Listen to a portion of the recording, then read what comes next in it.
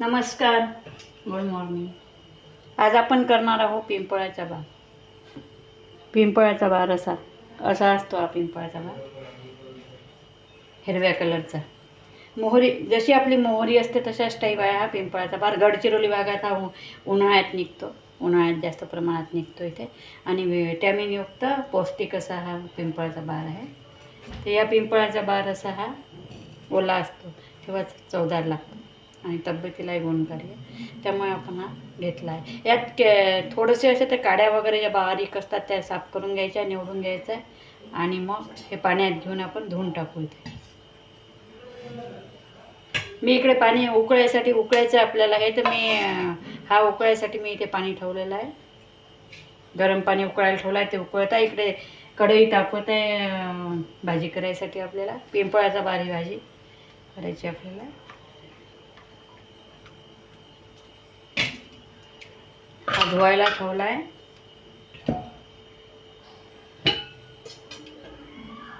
आणि सुकीच असते ही भाजी. 2 चमचे आपल्याला तेल टाकायचं आहे.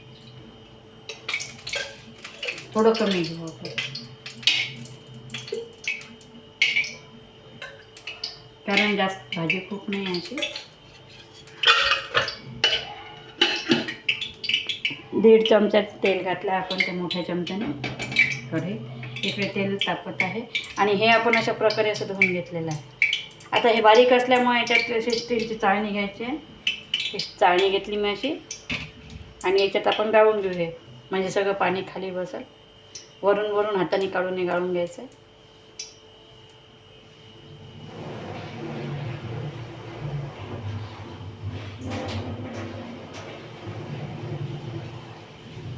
अशा प्रकारे पूर्ण पाणी निथळू द्यायचं याच्यातलं, म्हणजे स्वच्छ धुणं झाली आपली. आणि आता हे धुतलेले, चाळणीत गाळून धुतलेलं स्वच्छ यात उकळायला टाकून द्यायचं. उकळत्या पाण्यात टाकायचं याला. मोठा करून गॅस मोठा केला आहे मी आणि उकळत्या पाण्यात. अजून आता खाली जे असते त्यात खडेबिडे असतील, काही तर राहून जाते, थोडंसं घोळून घ्यायचं आहे.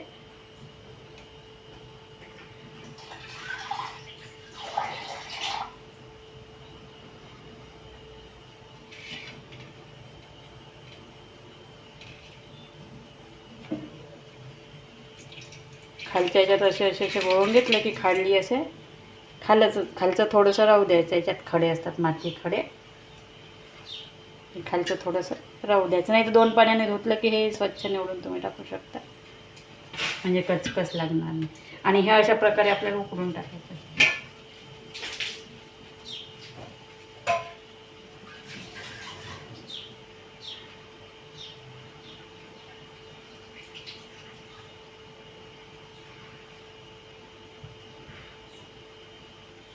मी राहिलेला आता जो होता तोही स्वच्छ साफ करून घेतला आहे, तेवढा खालचा, त्यातले खडे काढून ते पूर्ण टाकला. तरी या चाळणीत राहिलेलं राहू द्यायचं. चाळणी अशा प्रकारे एकीकडे आपला उकडत आहे. नरमच असतो ओला तो, पण तरी थोडासा डबल असा यात करायचा आहे.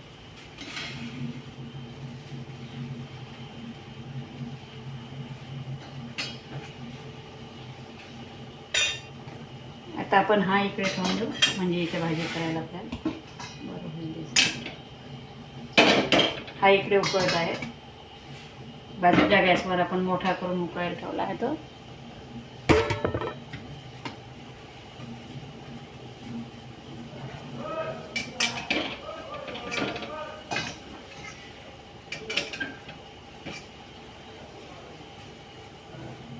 ह्या गॅसवर आपला पिंपळाचा बार इकडे उकळत आहे. अशा प्रकारे आता उकळत आहे. असं दाबू बघायचं आहे. 2 मिनिट उकळू द्यायचं. इथे आपली इकडे फोडणी तयार होईपर्यंत आपल्याला उकळू द्यायचं. आता त्याच टाकण्यात येणार कांदे, भरपूर कांदे घ्यायचे. आता तो जेवढा बार आहे तेवढा किंवा जेवण कमी घेतले तरी चालतात. थोडेसे हिरवी मिरची, लाल मिरची आणि कांदा. तर आपण इकडे तिखट, मीठ, हळद, जिरं आणि टोमॅटो. पहिले जिरं टाकून देऊ. इकडे ते उकळू द्यायचं. इकडे हे उकळतच आहे, म्हणजे लवकर भाजी होते. इकडे उकळून नरम करून द्यायचं.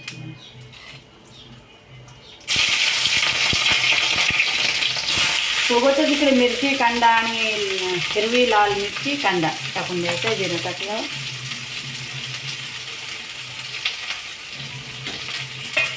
हेच प्यायचं पाणी घेऊन यात उकळायला टाकलेलं आपण हे ते उकळत राहू द्यायचं. इथे कांदा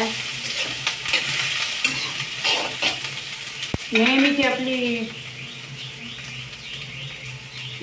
आयडिया जी आहे, थोडंसं मीठ कांदा लवकर व्हायला, 2 चिमूट मीठ टाकलं आहे कांदा लवकर भाजण्यासाठी.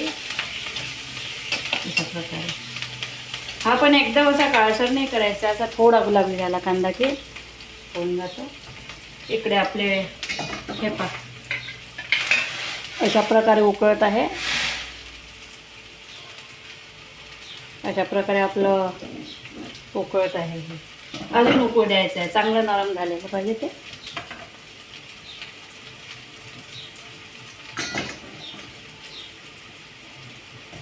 तो पण गॅस फास्ट आहे, हाय मोठा आहे. मी त्याला जरा आहे लवकर करायसाठी मी मोठे करू गॅस करते, तुम्ही कमी करू शकता.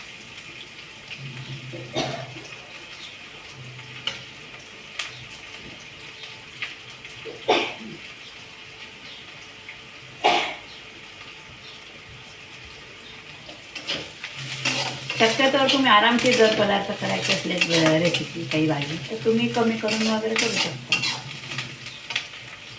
अशा प्रकारे आपला कांदा होत आहे.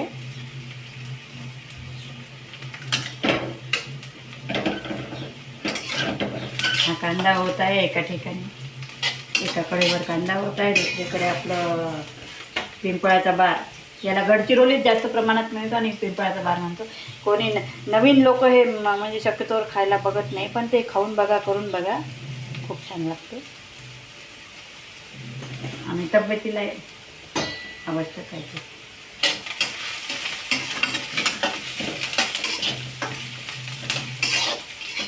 अशा प्रकारे कांदा मिरची फ्राय झालेली आहे. जास्त सोपी आहे, सहज लवकर कोणालाही जमणारी. तिखट मीठ हळद टमाटर कांदा पूर्ण होत आला की हे करायचं आहे, तोपर्यंत हे उकळी येऊ द्यायचे आहे. हे दाबून बघायचं आहे नंतर. होतं चालेल फुले आपले, म्हणजे इकडे मग आपल्याला फ्राय करताना जास्त वेळ लागणार नाही. टाकलं तो गाळतो इकडे. तो सुद्धा आता छोटी चाळणी मी दाखवली आहे ना गाळणे, या गाळणीनेच पाणी गरम आपण याच्यातलं नंतर झाल्यावर गाळून घेऊ याच्यात आणि मग त्यात टाकता येईल आपल्याला. अशा प्रकारे असा गुलाबी कांदा झाला, काही पांढरा काही गुलाबी राहिला तरी चालतं. असा आता झालेला आहे आपला कांदा. ते इकडे मोठ्या ह्याच्यावरच उकळत आहे.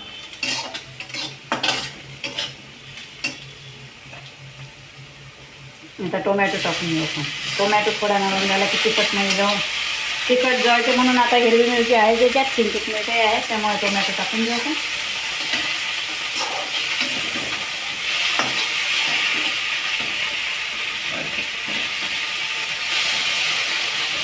टोमॅटो टाकून आपण आता कांद्यात टोमॅटो शिजवायचा आपल्याला. तो पण ती भाजी बघून घेऊ आपण. भाजी टाका झालं आहे. पाणी बघू शकता तुम्ही की पाणी याच्यातलं चांगलं अर्धा पाऊण ग्लास मी पाणी टाकलं होतं याच्यात, पूर्ण आटलं आहे म्हणजे ते फुगले आता आणि नरम झालेलं आहे. आता 2 मिनिट टाकू याच्यात टाकेपर्यंत गॅसवर.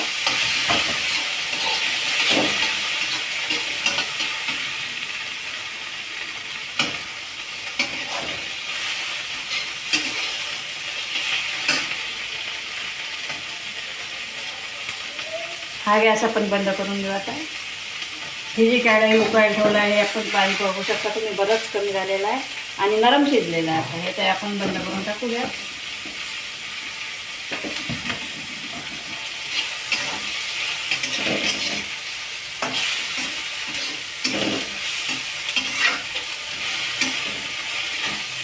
म्हणजे ते टाकल्यावर उकळलेलं याच्यात पिंपळाचा बाग जेव्हा टाकू आपण तेव्हा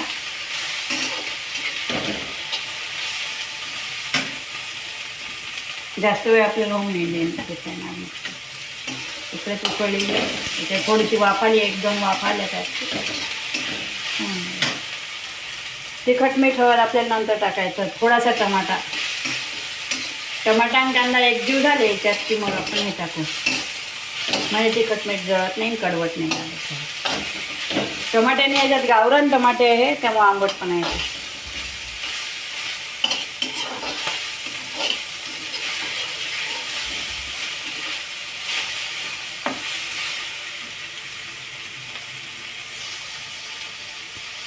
हे होत आहे तोपर्यंत आपण आता ती चाळणीत मगाशी जी गाळणी दाखवली त्यात तिखट मीठ टाकायच्या आधी गाळणीत आपण हे करून घेऊ.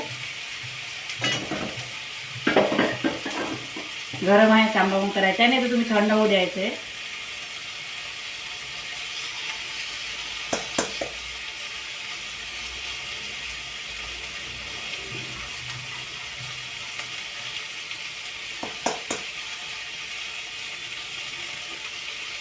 ही गाळणी अशी वापरली स्टीलची अशी की आपल्याला म्हणजे एकही वाया जात नाही, यातलं वेस्ट नाही जात याच्यातलं सगळं.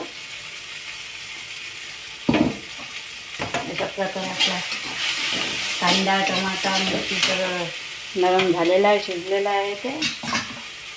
आणि हे आपलं असे पिंपळाचा भार उकडलेला अशा प्रकारे दिसतो. डबला आहे तो, डब्बत आहे म्हणजे झालेला आहे.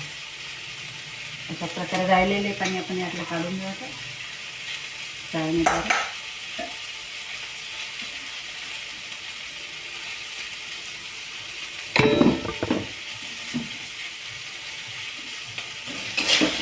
झाला आहे आपला. आता तिखट मीठ टाकून देऊ आपण. गॅस कमी करू आता. गॅस कमी केला आहे मी. तिखट मीठ टाकलेलं आहे. तिखट मीठ टाका 1 मिनिट आपण अर्धा मिनिट फ्राय करू आता. आणि लगेच त्यात उकडलेला पिंपळाचा भार टाकून द्यायचा.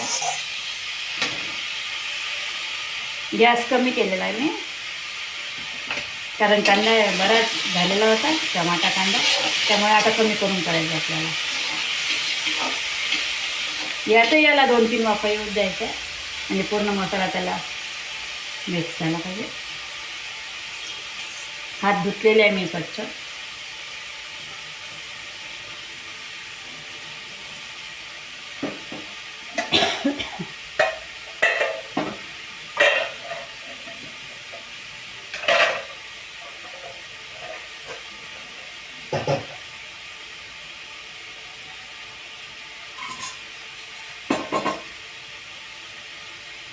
आता मला दाखवायची असल्यामुळे झाकण मी ठेवू नाही शकत नाही. 2 मिनिट आपण झाकण ठेवून याला वाफवू शकतो.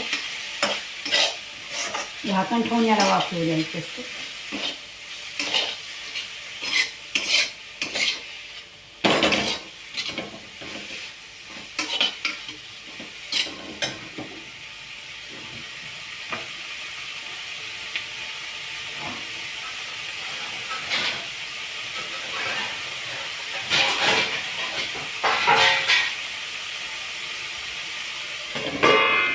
आता मोठा केला आहे मी गॅस. 1 मिनिट मोठा करून कमी करून द्यायचा आणि 1 वाफू द्यायची. भाजी काढायसाठी आपण भांडा घेऊन घ्यायचं. 2 मिनिट कमी याच्यावर होऊ द्यायचे, पण हलवत राहायचं आहे झाकण काढून कारण ते जळण्यामध्ये. अशा प्रकारे आता होतच आलेली आपली भाजी.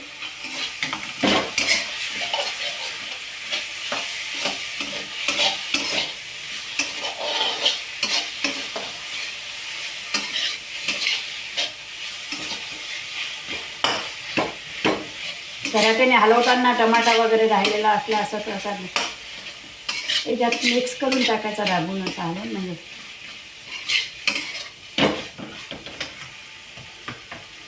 खूप टेस्टी लागते ही भाजी.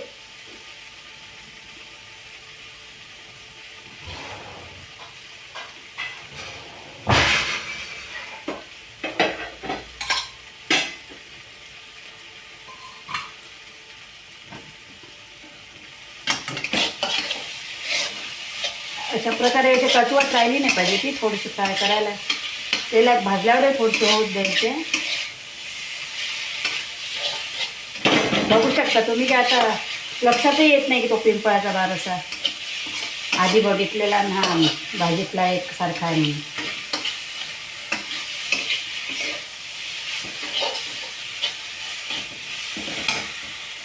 झाली आपली भाजी आता.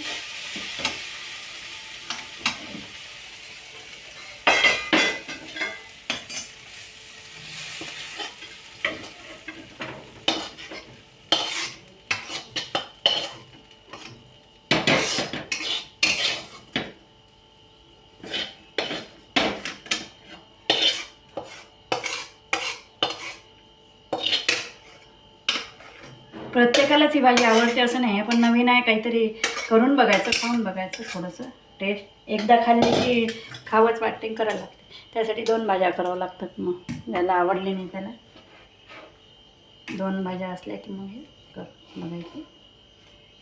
अशा प्रकारे तयार आहे आपली